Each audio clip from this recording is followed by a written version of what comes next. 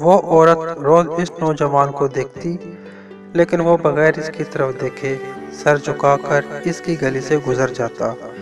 دیکھنے میں وہ کسی مدرسے کا طالب علم لگتا تھا، لیکن اتنا خوبصورت تھا کہ وہ دیکھتے ہی اسے اپنا دل دے بیٹھی، اور اب چاہتی تھی کہ وہ کسی طرح اس پر اپنی نظریں ڈالے، لیکن وہ اپنی مستی میں مگن، سر جھکائے زیر لب کچھ پڑھتا ہوا روزانہ ایک مخصوص وقت پر وہاں سے گزرتا، اور کبھی آنکھ اٹھا کر بھی نہ دیکھتا۔ اس عورت کو اب ضد ہو گئی تھی۔ وہ حیران تھی کہ کوئی ایسا نوجوان بھی ہو سکتا ہے جو اس کی طرف نہ دیکھے، اور اسے ایسا سوچنے کا حق بھی تھا۔ وہ اپنے علاقے کی سب سے امیر اور خوبصورت عورت تھی، خوبصورت اتنی کہ جب وہ باہر نکلتی تو لوگ اسے بے اختیار دیکھنے پر مجبور ہو جاتے۔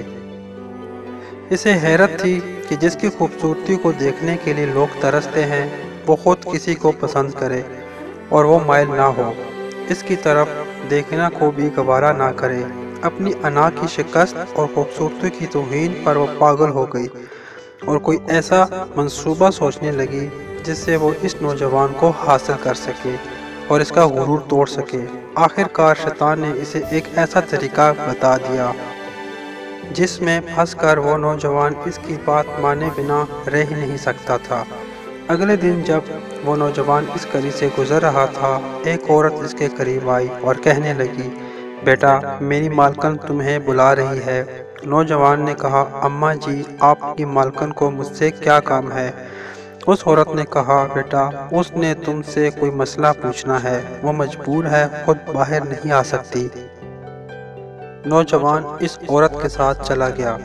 اس کے وہم و گمان میں بھی نہیں تھا کہ جو عورت اسے بلا رہی ہے اس کا منصوبہ کیا ہے، وہ کیا چاہتی ہے۔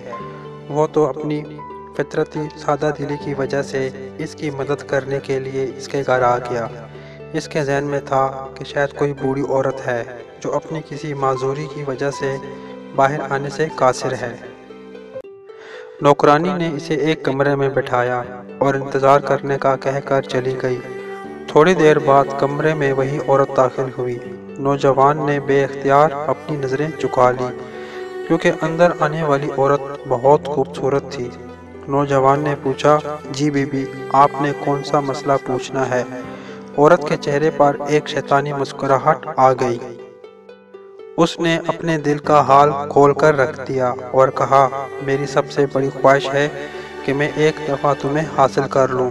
نوجوان یہ بات سن کر کانپ گیا اور کہنے لگا، اللہ کی بندی، اللہ سے ڈرو، کیوں گناہوں کی طرف مائل ہو رہی ہو؟ اس نے عورت کو بہت سمجھایا، لیکن عورت پر تو شیطان سوار تھا۔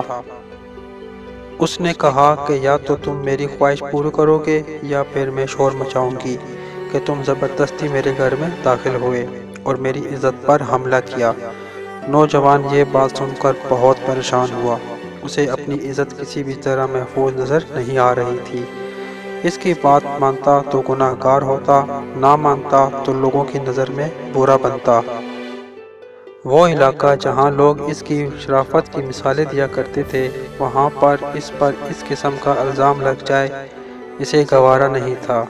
وہ بہت بڑی مصیبت میں پھنس گیا تھا۔ دل ہی دل میں وہ اپنے اللہ کی طرف متوجہ ہوا اور اللہ سے مدد چاہی، تو اس کے ذہن میں ایک ترکیب آئی۔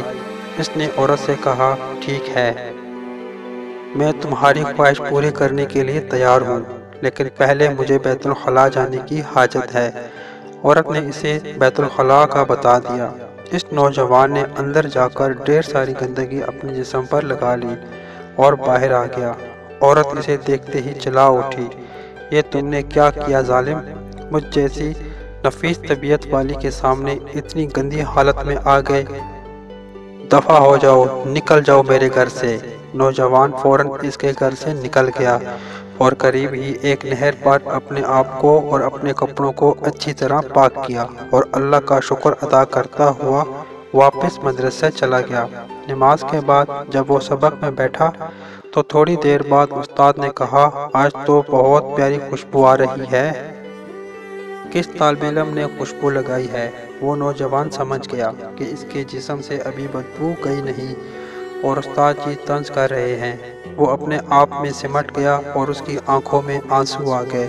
تھوڑی دیر بعد استاد جی نے پھر پوچھا کہ یہ خوشبو کس نے لگائی ہے، لیکن وہ خاموش رہا۔ آخر کار استاد نے سب کو ایک ایک کر کے بلایا اور خوشبو سونگھنے لگے۔ اس نوجوان کی باری آئی تو وہ بھی سر جھکا کر استاد کے سامنے کھڑا ہو گیا۔ استاد نے اس کے کپڑوں کو سونگھا تو وہ خوشبو اس کے کپڑوں سے آ رہی تھی۔ استاد نے کہا کہ تم بتا کیوں نہیں رہے تھے کہ یہ خوشبو تم نے لگائی ہے؟ نوجوان رو پڑا اور کہنے لگا، استاد جی اب اور شرمندہ نہ کرے، مجھے پتہ ہے کہ میرے کپڑوں سے بدبو آ رہی ہے، لیکن میں مجبور تھا۔ اور اس نے سارا واقعہ استاد کو سنایا۔ استاد نے کہا کہ میں تمہارا مذاق نہیں اڑا رہا، خدا کی قسم تمہارے کپڑوں سے واقعی ہی ایسی خوشبو آ رہی ہے جو میں نے آج سے پہلے کبھی نہیں سونگھی، اور یقیناً اللہ کی طرف سے ہے کہ تم نے اپنے آپ کو گناہ سے بچانے کے لیے اپنے آپ کو گندگی لگانا پسند کر لیا، لیکن اللہ نے اس گندگی کو ایک ایسی خوشبو میں تبدیل کر دیا جو کہ اس دنیا کی نہیں لگتی۔ کہتے ہیں کہ اس نوجوان کے ان کپڑوں سے ہمیشہ ہی وہ خوشبو آتی رہی۔ مزید اچھی کہانیوں کے لیے یوٹیوب چینل کو لازمی سبسکرائب کر لیں اور ساتھ لگی بیل کو بھی ضرور دبا دیں۔ شکریہ۔